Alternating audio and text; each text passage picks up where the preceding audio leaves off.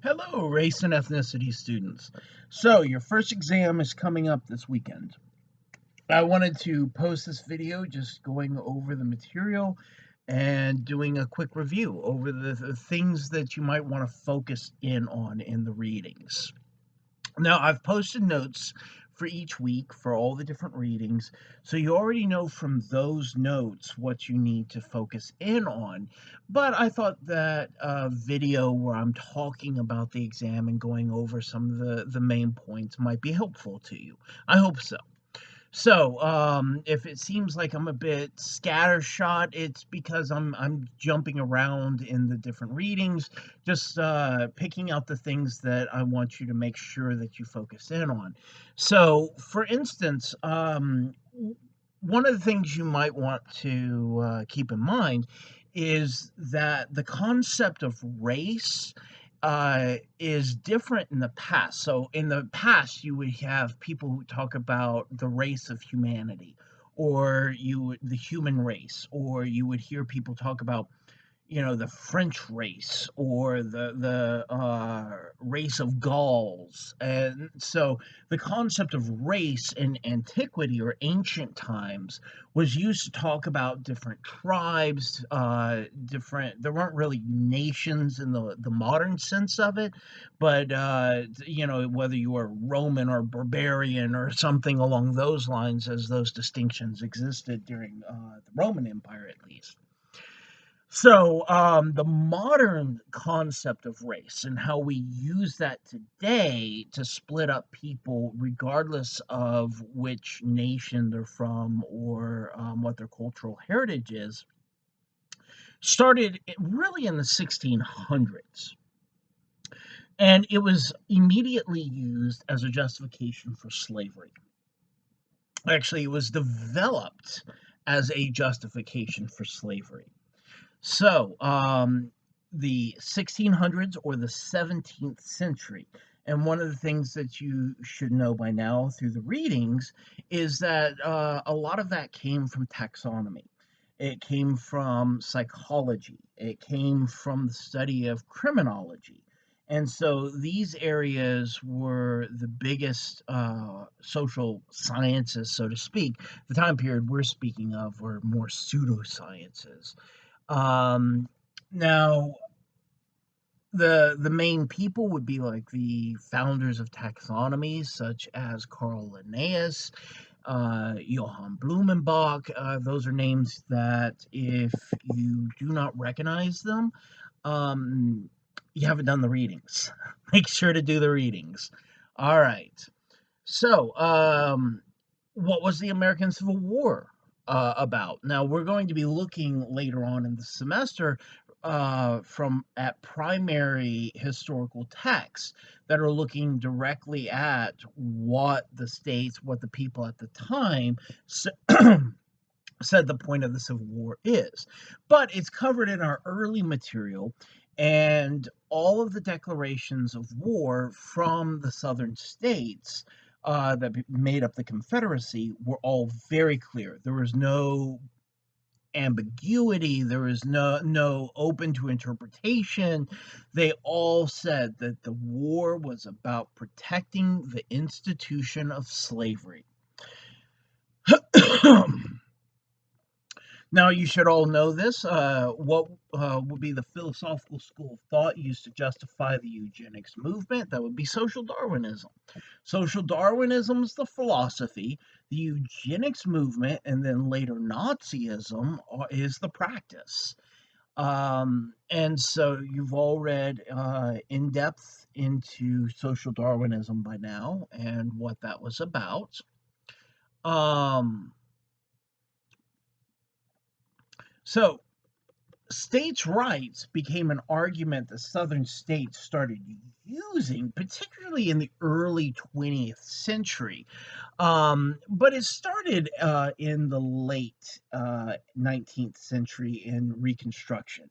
It just really revved up this ideology that the Civil War was about states' rights in the early part of the 20th century. And so, what were the main time periods when you see like Confederate monuments and things going up around the country? It was largely in the 1920s when you have African American communities building up wealth and European Americans going in and destroying it, like what you see in Sweetwater, Florida, or what you see in Tulsa, Oklahoma in the 1920s. The other monuments ended up going up during the Civil Rights Movement, and they were all intended to promote this mythology of the Civil War and what it was about, much more so than the actual history. And so state rights became an argument that Southern states used to fight against all of the Freedom Amendments in order to maintain Jim Crow policies. And the Freedom Amendments are the 13th, 14th, and 15th. And so states' rights became an argument after the Civil War in order to try to maintain Jim Crow segregation. All right. As one person put it, the transition between slavery to the prison industrial complex was smoothly carried out during this period of history. Now, you also need to pay attention to basic sociological concepts. Everyone in this class should have had intro at least by now. So some of these concepts are just making sure that you're aware of them, such as and also how they then apply to a topic such as race and ethnicity. So make sure you know what the Thomas theorem is. The Thomas theorem is about if people believe something to be real, then it becomes real in its consequences. So, for instance, if people who own businesses are of one particular group and they believe that another group is lazy and then they refuse to hire them, then that other group finds it difficult to get a job, and the business owners see that other group not working, and then their stereotype is reaffirmed and they walk away believing, see, there's my evidence about this other group, when it's not true at all. It's the stereotype that's actually producing the reality. And so the Thomas theorem is that things don't have to actually be true for them to have real life consequences in the world. Now, the concept of race itself, even in the modern sense, is loose. It's ill-defined, and it just arbitrarily groups people together, and there's a lot of ambiguity. So you don't see people, fitting neatly into these categories, these color-coded categories that we've inherited from Carl Linnaeus and Johann Blumenbach of, white, black, yellow, red, brown. It's simply humanity is too complex and has too much variety in order to break us up into these arbitrary groups, let alone to then argue that these are natural biological groups. There's simply no scientific evidence to support that whatsoever. And the scientific community has known that since the 1950s, really. All right. Now, the concept of ethnicity are typically groups of specific racial categories that are defined by characteristics such as culture and nations of origin for family members and ancestors. And so ethnicity is much more about culture and what culture you practice. All right. Now, we see that as Steinberg is critical of, many American sociologists in the 19th and 20th century adopted assimilationist projects or assimilationist model, where they confused race and ethnicity, and they argued that every group had to be a part of the American melting pot, and that meant accepting European American and more specifically WASP, or white Anglo-Saxon Protestant culture. And so these assimilationist models were about forcing people to uh, turn away from their own cultural heritages and backgrounds and forget their own histories and adopt WASP culture in America as being their own culture as well. Now, the ASA, which is the American Sociological Association, in 1963, the presidential address that pointed to the failures of sociology to predict the civil rights movement. The civil rights movement should have been predicted. All the signs were there. As you all know from reading about Gunnar Myrdal's historic study back in the 1940s, all the evidence was there that the civil rights movement was going to happen. It was building. It had been building since World War II. And yet, at the same point in time, no white sociologist predicted it. And the white sociologists were generally not listening to the black sociologists who were predicting it.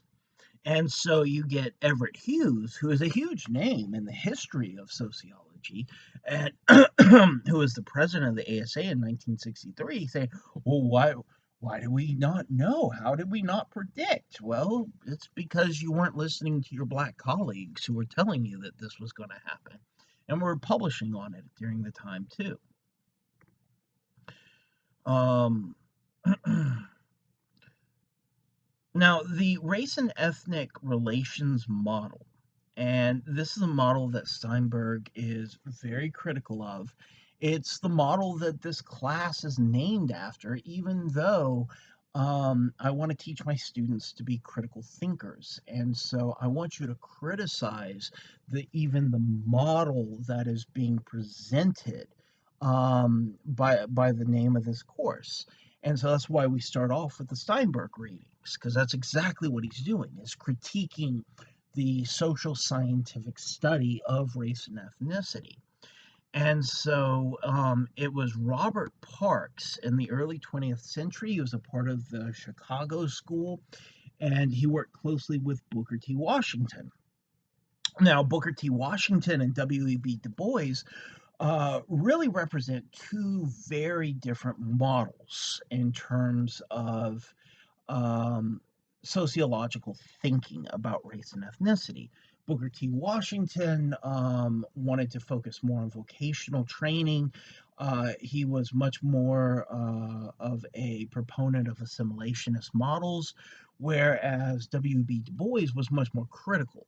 And so Booker T. Washington wanted to teach African American students vocational skills for them to get jobs, whereas W.B. Du Bois wanted them to get classical educations so that they could think critically about the social systems they're living in, and then also challenge them for change.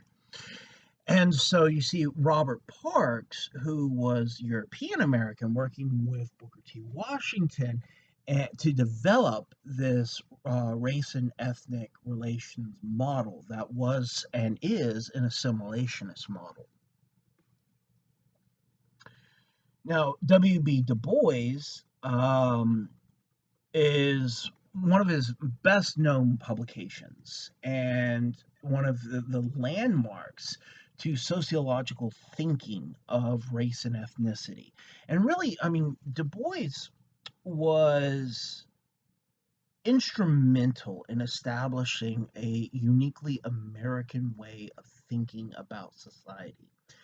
Up until Du Bois, sociology was largely dominated by Europeans. And so when you talk about the founders of sociology as a global discipline, it's typically European scholars you're naming. You're naming Auguste Comte, you're naming Karl Marx, Emil Durkheim, Max Weber, Harriet Martineau, all European thinkers. And what we have in W.B. Du Bois is somebody who was trained under Weber. He studied abroad for a while under Weber in Germany, and then also earned his PhD from Harvard, and then continued with his sociological training in developing a uniquely American perspective. He was also taught by the philosopher, the pragmatist, William James at Harvard. He was a major figure in the history of American philosophy. And pragmatism has been referred to as a uniquely American philosophical school of thought. And it's where you think it's a way of thinking critically about questions that are posed to try to come to true statements that are not colored by bias or prejudice. And so you can see the influence of pragmatic thinking in Du Bois's work. Now, in 1903, he published The Souls of Black Folk, one of his most influential works, though certainly not his only. And he proposes many concepts that can be empirically tested. So, for example, Du Bois talks about things like double consciousness, the veil of race. These are linked concepts, all in the souls of Black folks. Now, these are things that you can actually go out, and sociologists who study this have done this and test these concepts. Now, Du Bois is talking about them in 1903. Now, the thing about sociological theory as scientific theory is that society and cultures are constantly changing, especially in the modern era. And that change has only become more quickly, it's occurring more quickly. And so, in this sense, then, it's amazing that we could generate hypothetical statements to test from the theories being generated well over 100 years ago by Du Bois, and we still find evidence to support them to this day. That's tragic. What that means is that the way race worked in America in 1903 is still, to a large extent, how it's working in 2020.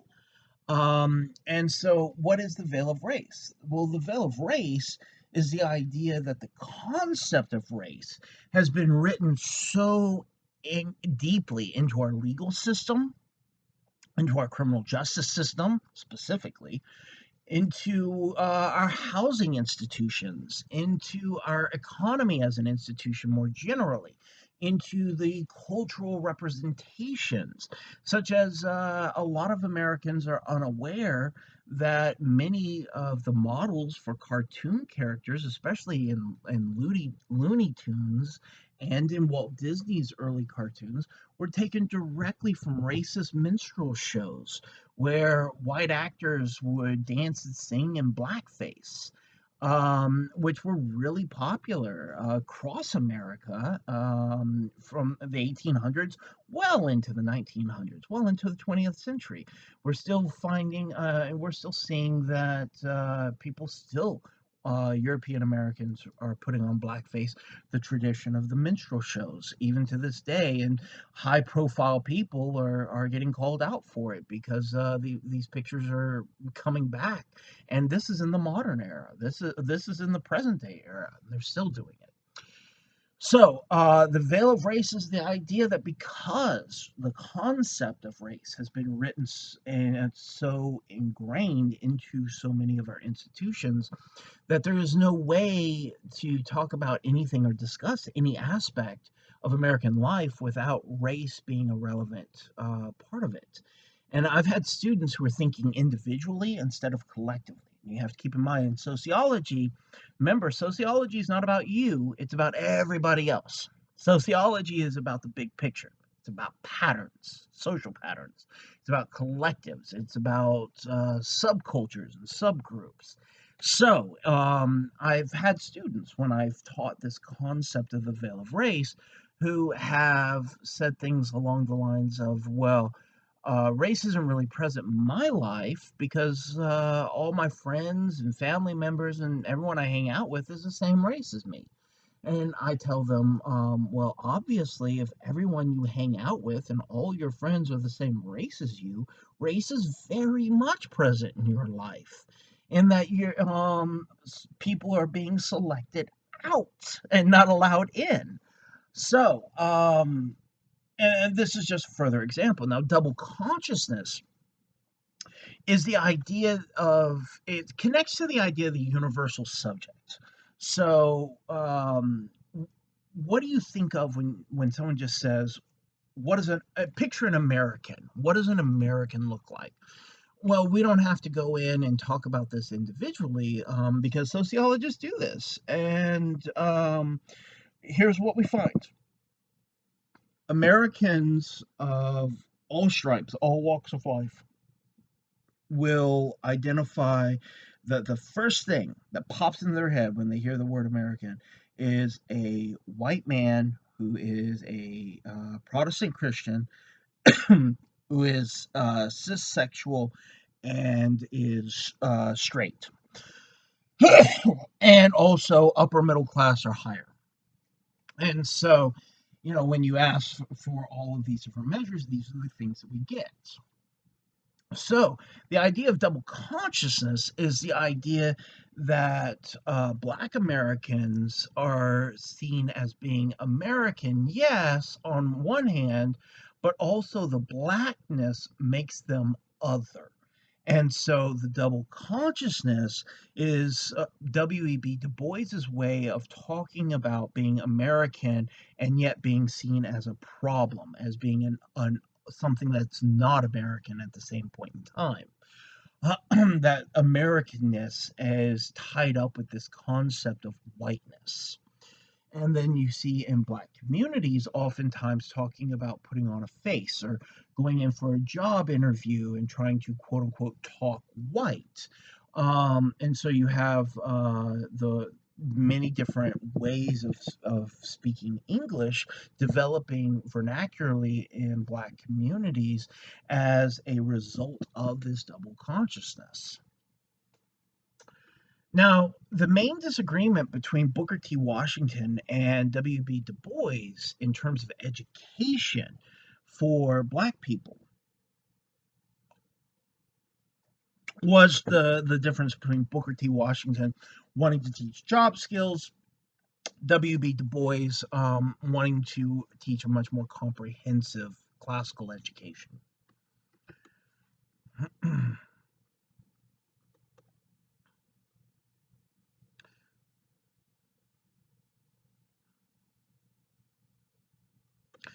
Now, make sure that you look at Max Weber's concept of value neutral sociology. This is actually an important concept in sociology, but the way it's been applied historically to the study of race and ethnicity, as Steinberg points out, has allowed scholars who study this, particularly European American scholars and European scholars, to hide behind this false veil of objectivity. And so Steinberg is very critical of the way that value neutral sociology is applied by sociologists. Make sure that you understand and know Steinberg's 10 rules for an epistemology of ignorance. Just study all 10 rules. The questions will come up on the exam, and I'll be asking for several different examples of them. So make sure that you have those down.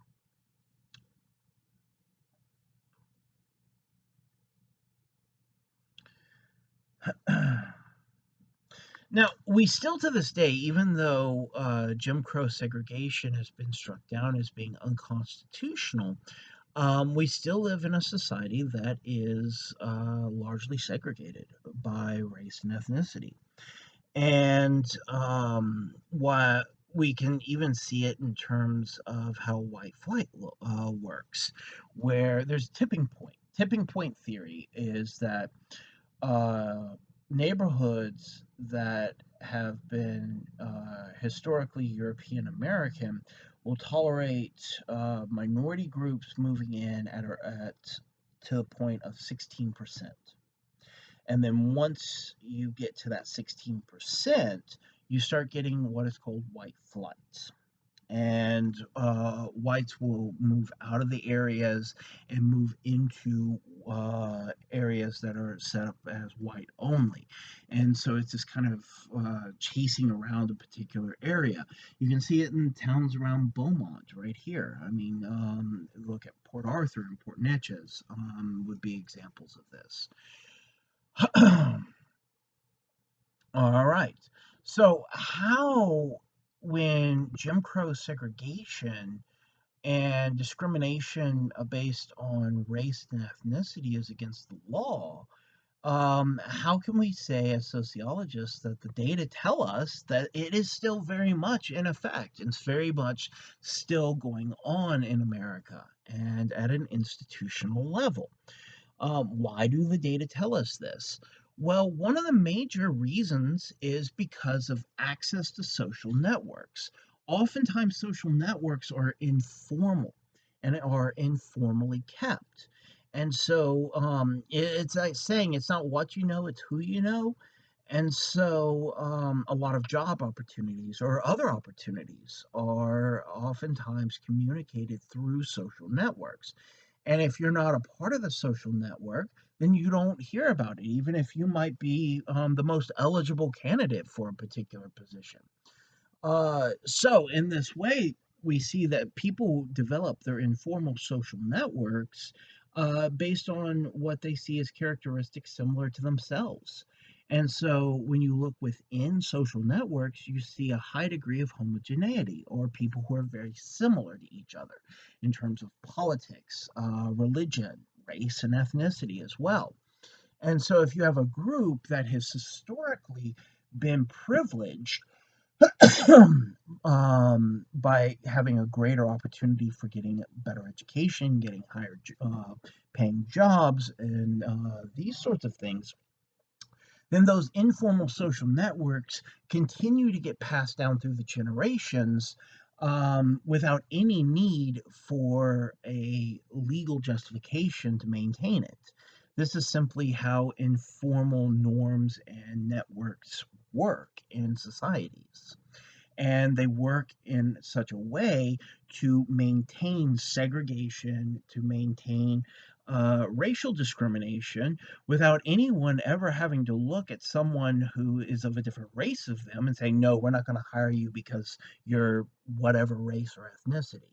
Um, you never get to that point because people don't always hear about the opportunities. All right.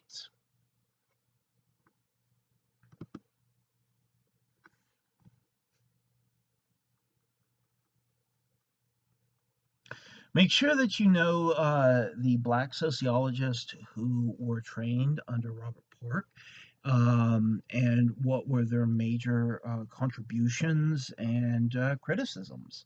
What were criticisms against them? And so you want to make sure that you know Charles Sturgeon Johnson. You want to know E. Franklin Frazier. You want to know Oliver Cromwell Cox. Make sure that you look at the contributions of all of them.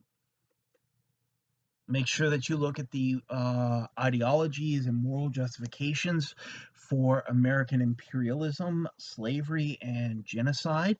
Um, there were many of them. The readings go in depth. Make sure that you understand the debate that's been internal within sociology. It's been going on for 100 years, a little over, more than 100 years, really. Um, Especially you date it back to Booker T. Washington and W.B. Du Bois, between what Steinberg calls, granted in a misogynistic way, the racemen versus the classmen. And so make sure that you know how this distinction breaks down, what's meant by this, what that larger debate is in terms of race and class. Keep in mind that no one in the race and class camp is saying that the other is completely irrelevant. So people who are in the race camp will not say that class is irrelevant. They say class is very much relevant. And people in the class camp are not saying that race is not relevant. It's a question of what the emphasis is. Now, Steinberg very clearly is within the race camp. And at this point in the study of sociology, the race camp has kind of won the argument. And that's because of the wealth of empirical data that keeps coming up that illustrates that even people who are racial minorities who achieve a high degree of affluence in the class ladder in terms of class still face racial discrimination. And so just because now say that you're African American and you're upper middle class, say that you're a highly educated lawyer, say that you're a law professor at Harvard. Um, well, you're affluent, you're doing very well, and by anybody's measure, you would be considered a success in life, right? That's not going to stop if you accidentally get locked out of your house and you're trying to get in. Somebody from calling the cops and you being harassed and potentially arrested for trying to get into your own home. Now, some of you know that I'm referencing an actual occurrence, not just making up a hypothetical here. But the evidence is very clear that race is playing an undeniable role that class just does not wipe out. All right.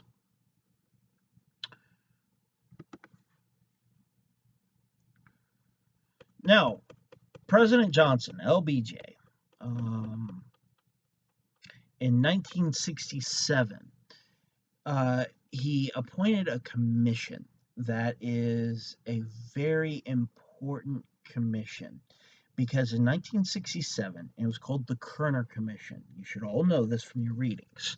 But the Kerner Commission in 1967 reported back and they did an in depth study on what was being called race riots. And they argued that what was going on was not what the media of the day were saying. The media of the day were saying that you had these violent black youths that were going through and burning things and attacking people. And the Kerner Commission found that that was not true at all. That was actually a myth. And what you had were gangs of white people who were going in and attacking people in black communities or attacking black people who entered into what was thought of as being white spaces, social spaces. Um, and the institutional discrimination being applied against racial minorities in general. And so the Kerner Commission is a part of our legal history in the United States. And it's important to know about this because it is the first time that the US government openly acknowledged that racial tensions are not a result of violent racial minorities, but a result of racism practiced by European Americans against racial minorities. All right, that's the Kerner Commission, 1967. Now, Steinberg goes through a list of who's who in terms of people who had an impact on the way that we think about race and ethnicity during the 1990s. And make sure you take a look at those criticisms because some of the people you would expect, like Dinesh D'Souza, who was recently had to be pardoned by President Trump because he was going to be going to prison. But some of them might surprise you, such as he takes Bill Clinton to task in terms of his record on race. And so, and also take a look at the academic controversy surrounding Samuel Huntington's work in the 1990s as well. All right.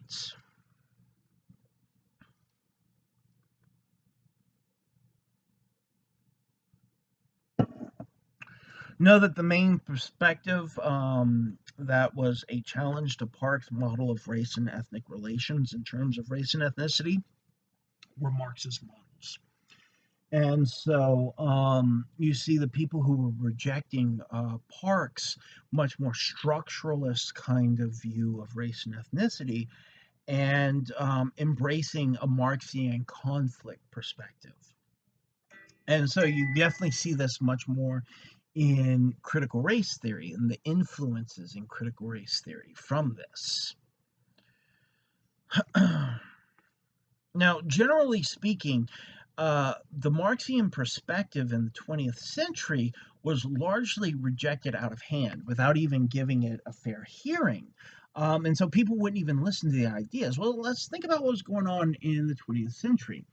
First of all, Marxism didn't used to be a considered this horrible, evil thing in America, and the Socialist Party of America was really popular, especially during the Great Depression, and leading up to that. What happened was that Russian and American forces met in Berlin, divided Germany between East and West Germany, put up the Berlin Wall that didn't fall until 1989, and the Cold War had Americans who were not necessarily following international politics very closely had their heads spinning. One moment we're fighting the Nazis, the next we're fighting the commies, and these two ideologies that are actually polar opposites to one another on a political spectrum ended up getting confused in people's heads. And oftentimes people thought things like because the word Nazi in German has the word socialism in it, that Hitler was a Marxist, and there's no evidence to support that. Hitler was an avowed capitalist.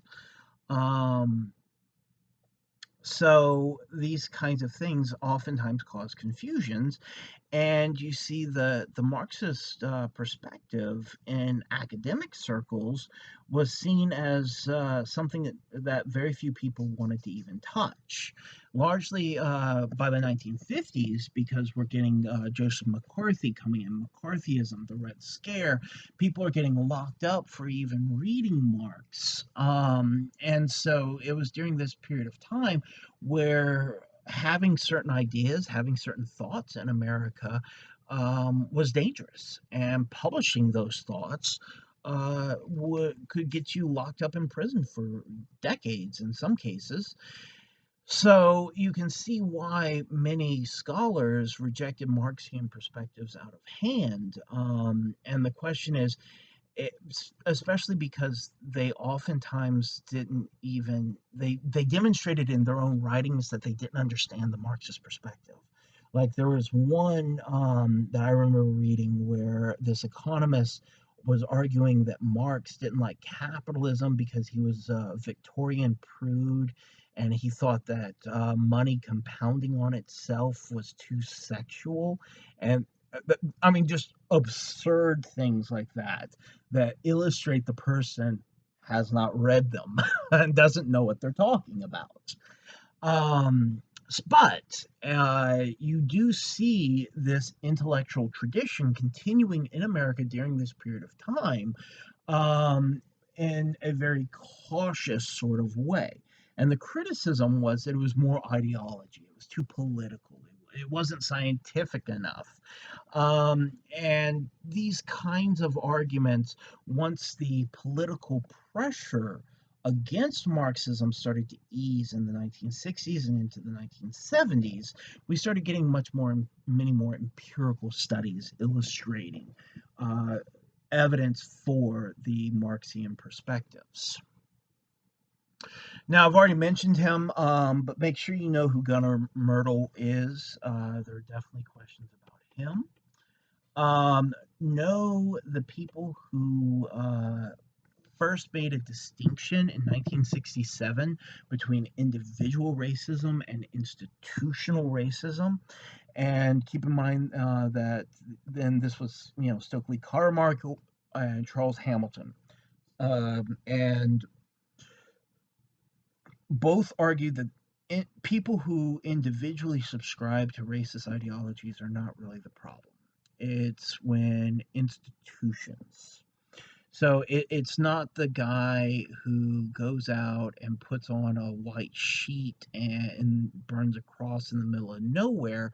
It's the bank loan officer who forces you into a subprime loan. That's where the real damage is occurring. And that's the distinction between individual racism and institutional racism.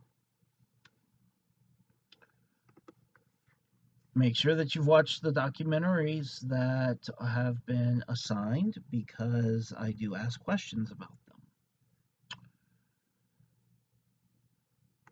Now, Oliver Cromwell Cox, who was one of the students of Robert Parks, but who moved more in the direction of Marxian scholarship, did a study of race that was published in 1948.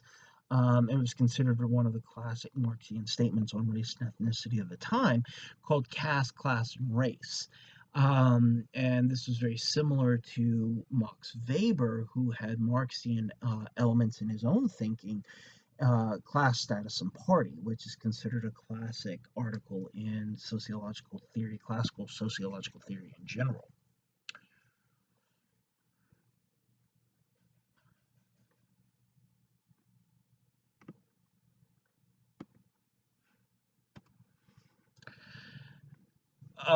Make sure that you know what the first quote unquote race riots in America were, and not what the media of the time said they were, but what was actually going on, like I said, in the 1920s, how these started. Also, make sure that you look into what Steinberg is talking about in terms of ethnicity, and the different epistemologies of ethnicity, basically the third part of the readings of Steinberg. Make sure that you know who Israel Zangwill is, and how our concept and largely the myth of the melting pot of America comes from a play from 1908. And sociologists don't buy into this melting pot ideology.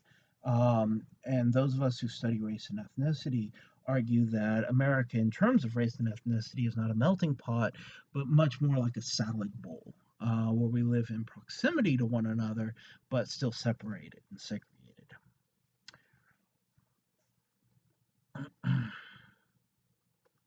So make sure you know, Steinberg's 5 rules for wishful thinking. Study all the 5 rules for wishful thinking, because I will be asking questions about those, definitely.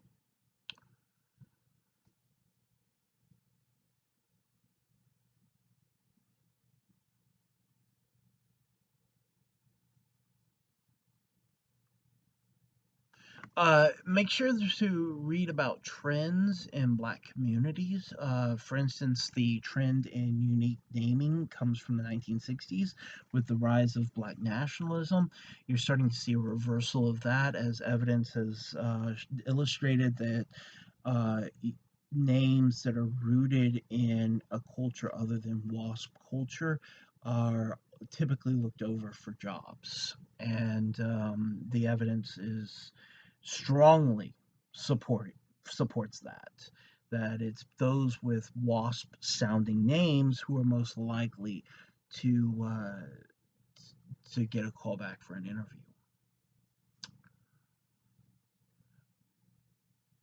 Make sure you know David Hollinger and the ethno-racial pentagon. That's what we typically refer to as how we think about race and ethnicity today as the ethno-racial pentagon, because there's five races, and this uh, was Blumenbach. Let's go all the way back to Johann Blumenbach. He's the one who started all this, and we're still practicing his model. Because keep in mind, for Carl Linnaeus, he had four races. It was Blumenbach who developed it into five categories. Again, no scientific evidence to support dividing humanity up like this at all. Now, we do see that the melting pot, while it's not occurring across racial lines the way that Israel Zangwill thought it would, we do see it occurring across ethnic lines. And so, marriage rates, naming conventions, a loss of native language across generations. For instance, those who have immigrated from Spanish speaking countries into the United States, many by the third generation Americans don't no longer speak Spanish, they only speak English. And so these are all examples of how the melting pot and this assimilation is occurring culturally when it comes to ethnicity.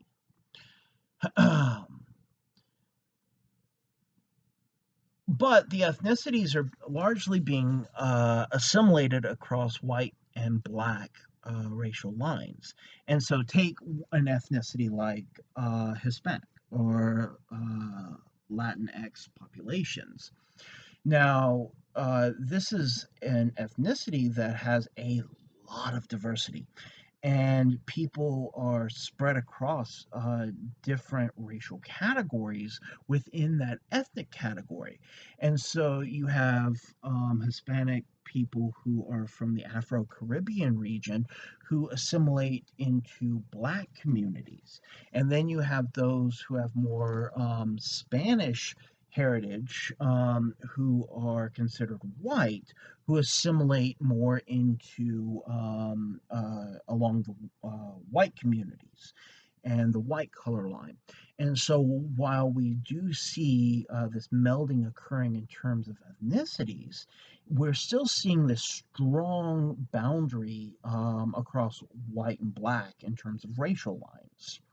And this is one of the reasons why we talk so much in the sociology of race and ethnicity about this white black color line in America, because it is the most heavily policed racial line. All right. Yeah, again, a reminder, watch the documentaries that are assigned. I have questions from the Oliver Stone documentary that you need to make sure that you've seen.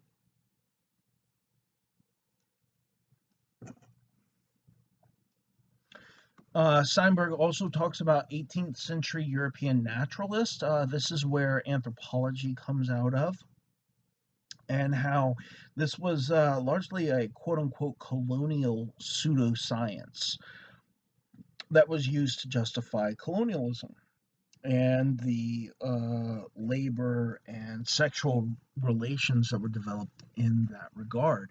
And so the European anthropologists were obsessed with African anatomy, gender, sexuality. We're going to be doing some more readings into that, or we are going to continue to do readings into that as the semester progresses. Now, the Scheibinger book, Londa Scheibinger, is a really important work. Now, she actually says, she gets really specific and says that the modern sense of the word race and the way we use it today can be dated to 1648. Excuse me, I got the numbers backwards. 1684. 1684. All right. And it was by Francois Beignet. So, little factoid that you might want to remember. All right. And make sure in Scheibinger, I know I've been talking about them already, but make sure that you read Scheibinger's writings on Karl Linnaeus, Johann Blumenbach. She goes into different detail on it than, say, Steinberg, who just kind of mentions them. Now, according to Scheibinger, Native American men were not seen as being quote unquote real men by European perspectives because of that most Native American men removed their facial hair or grew very sparse facial hair compared to European men. And European men put a high degree of importance on the existence of a beard and as a defining aspect. Now, one of the things I want to make sure that all my students, and I teach this from my intro class up to my capstone social theory class, the word Caucasian. The word Caucasian is often thought of as being the formal word for European Americans. If you want to be formal, European American is more accurate. Caucasian dates back to Johann Blumenbach, and it specifically refers to this region in Eastern Europe, the Caucasus Mountains. It's where the Balkan Wars occurred.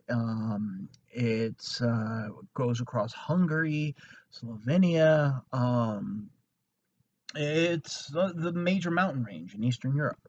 Now, Blumenbach went to southern Hungary and found these Teutonic looking people, blonde hair, blue eyes, very pale skin, and he thought that they were the most beautiful example of white people, and that must be where all white people generated from, that there is this kind of purity of blood in this area. And so he mistakenly thought that whiteness started there. Now we know from modern anthropology that's not at all the case, and then spread out through the rest of Europe. Now keep in mind that they were talking about different races, like they were different species from one another. And so all of this is pseudoscience, and Caucasian has no scientific value whatsoever. And it actually has a lot of racial problems with it, because to call white people Caucasian is to call European Americans the most beautiful race. Hopefully everyone in this class can see the obvious problem with that. It's a statement of white supremacy. And so, even though Caucasian is regularly used, that it's on forms to mark, I mean, that again just illustrates how entrenched this kind of thinking is into our institutions. All right. Now, Scheibinger links all of these racial hierarchies, back to this medieval European thinking of the great chain of being, where everything had to be ranked from superior to inferior. And then what happened, because during the medieval European period, the modern concept of race didn't exist. And so, what occurred in the modern era is that this old medieval ideology was then applied in this pseudoscientific way to break up humanity into categories of inferior and superior. All right.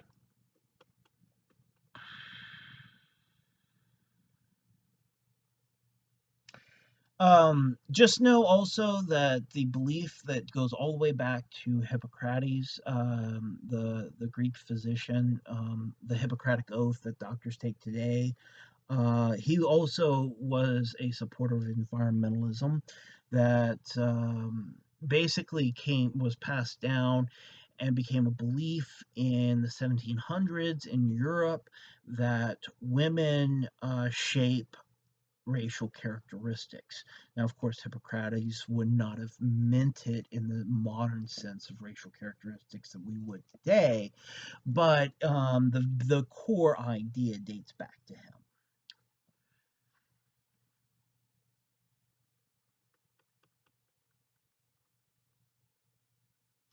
Make sure you know who was called the quote unquote Hottentot Venus, the very, very sad and tragic story of Sarah Bartman. Everyone should know who Sarah Bartman is or was and what happened to her. So I'm not going to go into detail on that. I want everyone to read it. So if you have not read the part about the Hottentot Venus in Scheibinger, go read it. All right.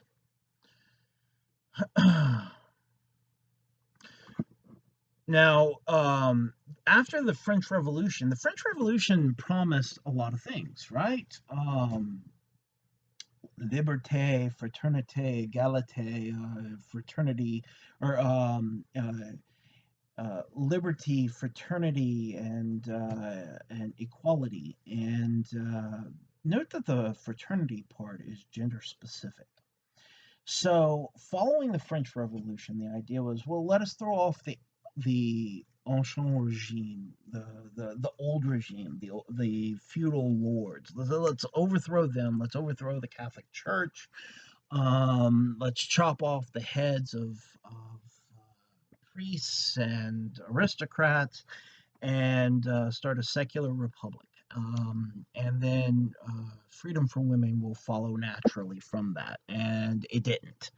And so we end up seeing that there were fights for equality for women that were coalitions made in France between white French women and French women of color who would form these kind of early proto-feminist organizations to try to argue for political equality. All right.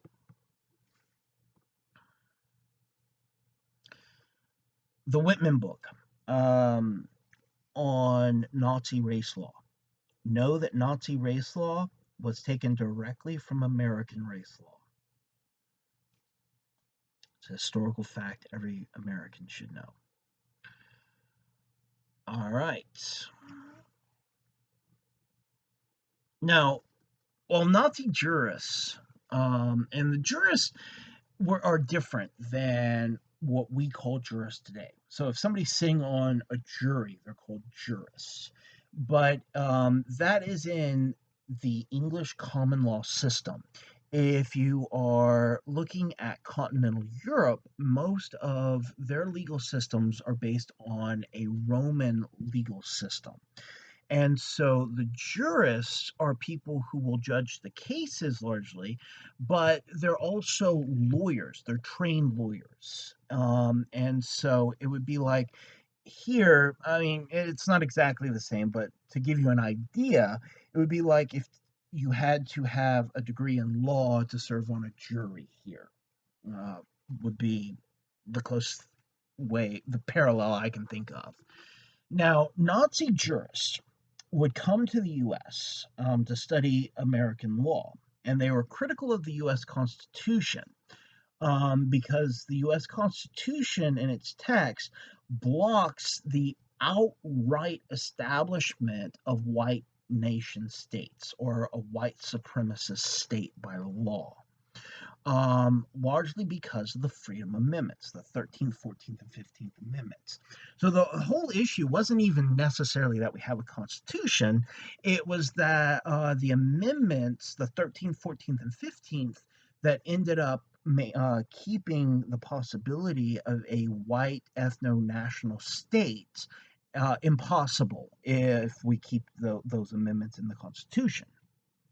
That's why those amendments are really important to keep in the Constitution and not gut like the Supreme Court did with the Voting Rights Act.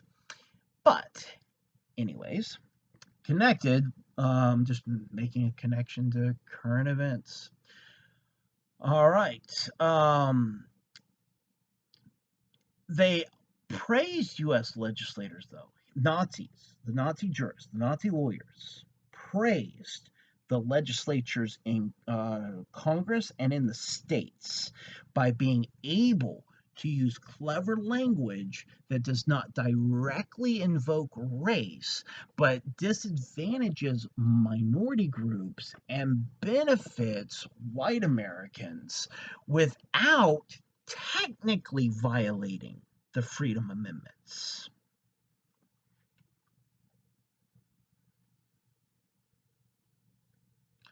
Desmond King and Roger Smith argued that there are two racial legal orders in the U.S. the white supremacist legal order and the egalitarian transformative order, and that both of these legal orders are still very much in practice in the U.S. and are continuing to be practiced in the U.S. Make sure that you see what Whitman has to say about Gunnar Myrdal. Make sure to look that up as well. Gunnar Myrdal is going to come up time and time again. He's a major part of the story of the study of race and ethnicity in America. Now, while Whitman himself disagrees with Gunnar Myrdal's assessment that the southern states of the United States leaned more towards fascism than, say, the northern states did, he argued, Gunnar Myrdal argues that this occurred under the New Deal because a lot of the New Deal under FDR actually benefited southern states, and the southern states were able to divvy up where the benefits ended up coming from. So you end up getting federal money going to the southern states that are then going specifically to benefit during Jim Crow segregation, white-owned businesses and white social spaces. Another criticism that Nazi commentators had on U.S. Legal system was that our form of genocide was undisciplined in the U.S., that their Holocaust was far more disciplined and far more rational, and in the U.S. we have racial murders and lynch mobs and things like that, and it's just too chaotic and unpredictable. And so they thought we should institute, and they suggested to the American Congress that we institute a Holocaust like they have done.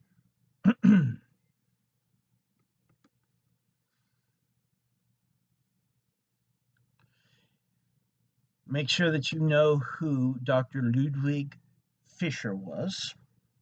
It's an important name to know, especially regarding the Holocaust.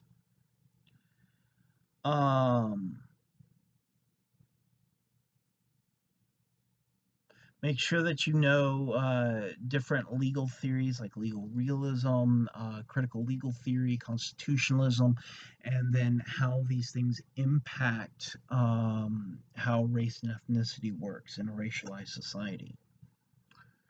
Make sure you know who Heinrich Krieger was. Heinrich Krieger. Now, we get to the Lou readings, which was a short chapter, but it was full of information. So, make sure you know of the 400 treaties that the U.S. government signed with various Native American tribes over the years. The U.S. followed absolutely 0 of them. So, make sure that you know that.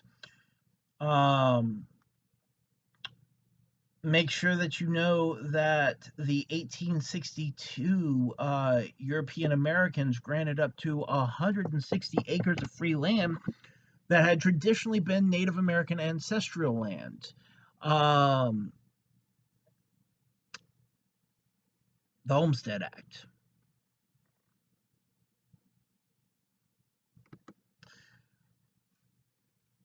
According to Lou, over a period of 200 years,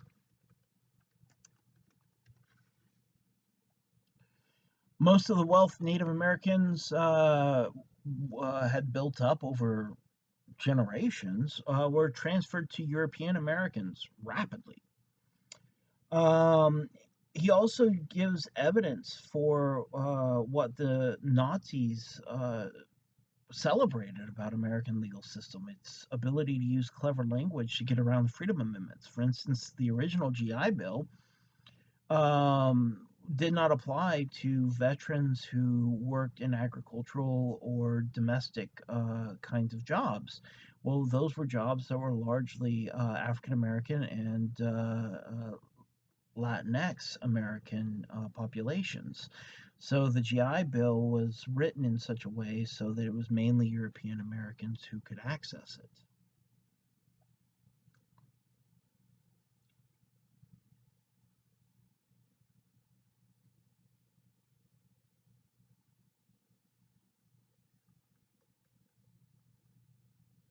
Make sure to look at how Lou describes the concentration camps that we set up in the United States during World War II for Japanese Americans.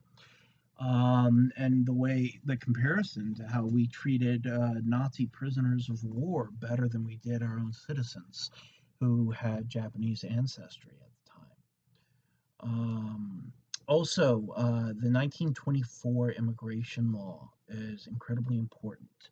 It was to set up racial quotas for who is allowed to immigrate to the United States. It remained the law until the 1960s and really set the stage for the racial composition of America and has still had an impact on the racial composition of America up until this day. And it was all intended to maintain the racial composition of America as it existed according to the 1890 census. Um, Make sure to look at the loose discussion of the 1848 Treaty of Guadalupe Hidalgo that ended the Mexican American War, as well as his discussion of the Monroe Doctrine.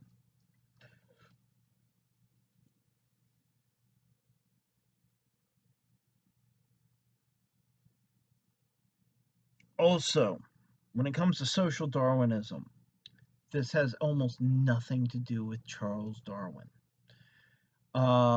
Charles Darwin actually, in his own writing, argued against applying his theory of biological natural selection to within a species or within a society such as our own.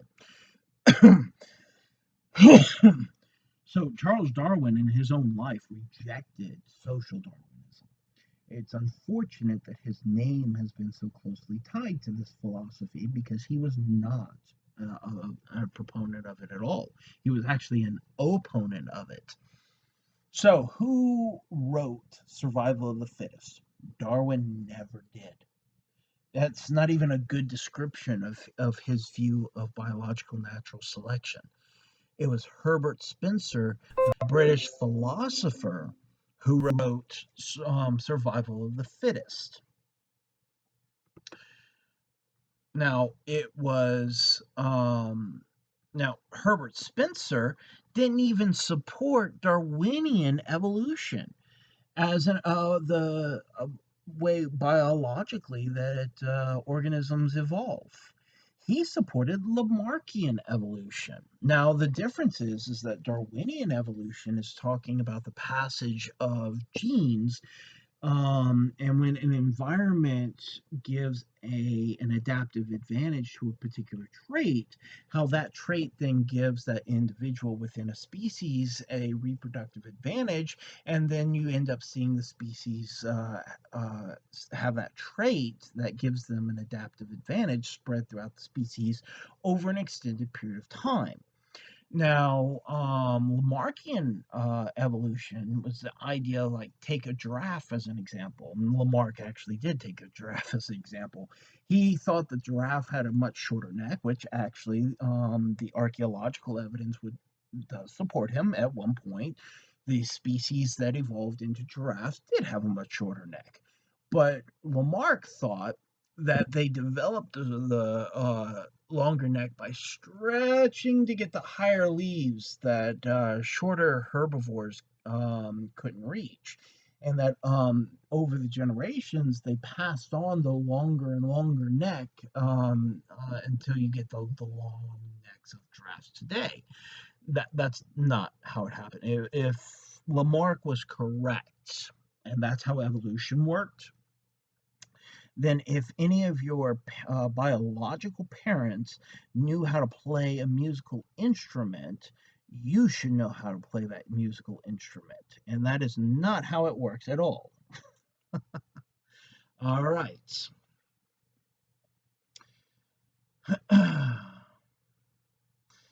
Make sure you know, just make sure to pay really close attention to Douglas Hofstadter's dealing with Herbert Spencer. Herbert Spencer is a really important figure for understanding how we Americans think about race and ethnicity today.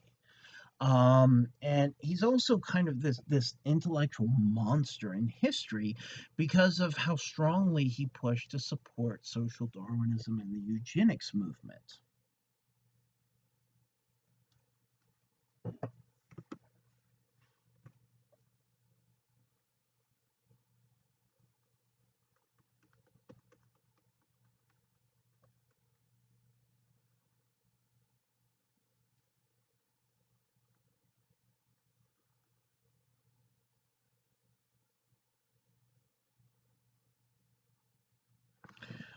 Know who William Graham Sumner is? William Graham Sumner is oftentimes talked about as a founder of American sociology. Um, and he did contribute a lot of language to American sociology that we use on a regular basis, like norms and the way we talk about norms, for instance. A lot of that goes back to Sumner. Sumner was also a social Darwinist, and that oftentimes is not taught. And those writings, if you've had a sociology class where William Graham Sumner was part of the readings, I seriously doubt the professor assigned the eugenicist and social Darwinist writings of Sumner. And this is a part of how history ends up being changed and altered and revised.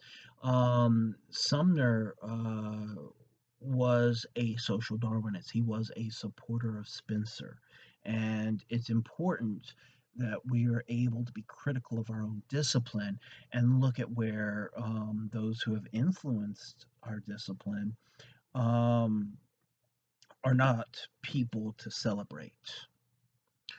All right, so make sure that you look at how Hofstadter deals with William Graham Sumner. So you get a lot of questions out of Hofstadter about Herbert Spencer and William Graham Sumner.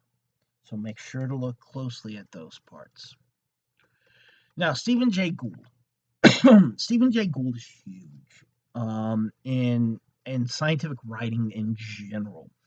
And he really takes on this notion of biological race. And what was assigned for this class was a selection from a much larger book.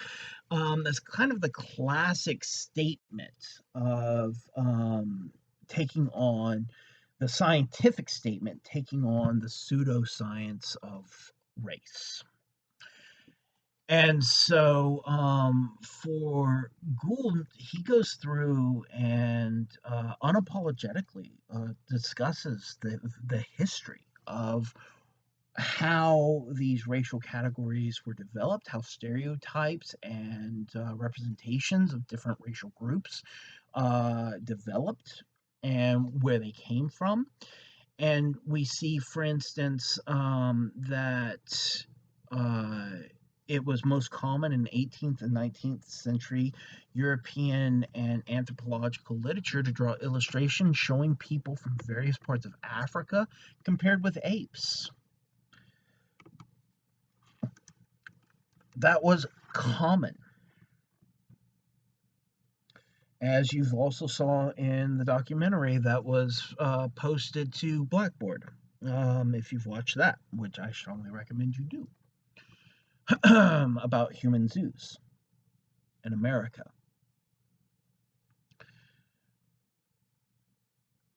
Now, according to Gould, the roots of anthropology and many aspects of even the study of biology are in the 18th and 19th century, coming from European men trying to prove themselves superior to everyone else. That these were really what these disciplines were about during this time period, and that these studies still are having to extract this kind of racist ideology from the disciplines.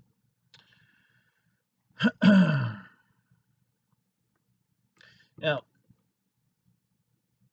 polygenists are the precursor to anthropologists, and 19th century polygenists determined that racial differences could be found through craniometry, or the measurement of the cranial cavity in the skull.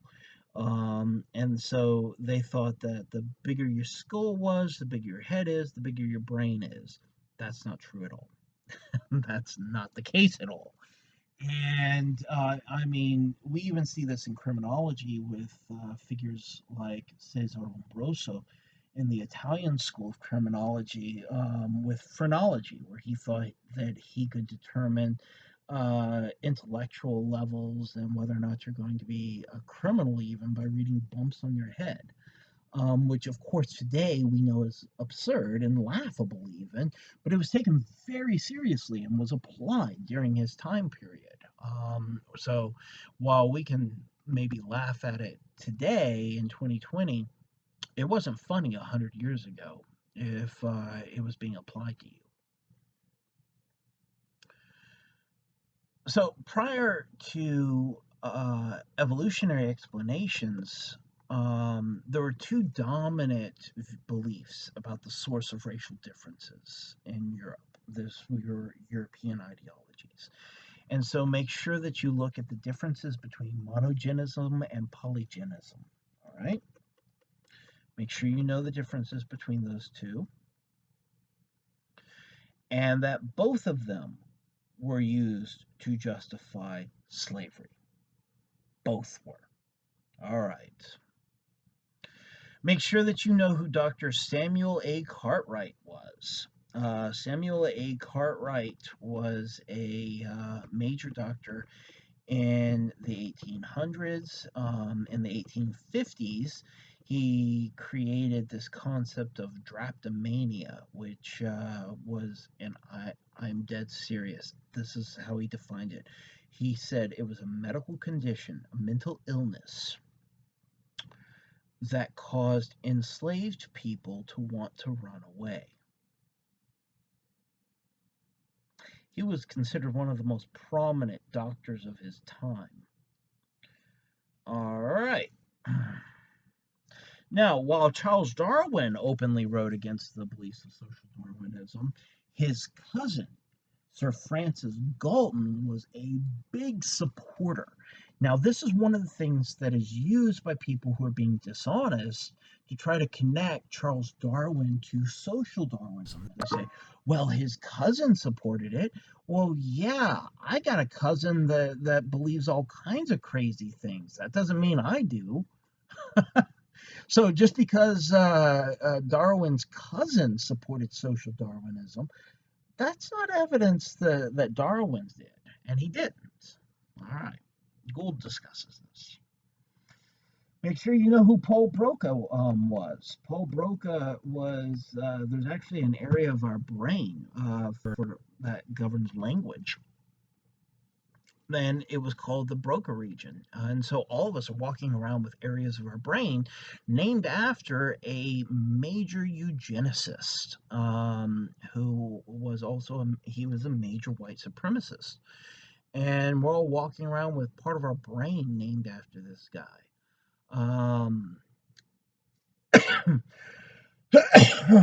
So make sure that you look at who Paul Broca was and the issues with him. All right. So that pretty much covers the exam. make sure that you study these parts. I hope this review is helpful. I will be posting these reviews before each exam. And as always, if you have any questions at all, don't hesitate to contact me. Be well and stay safe.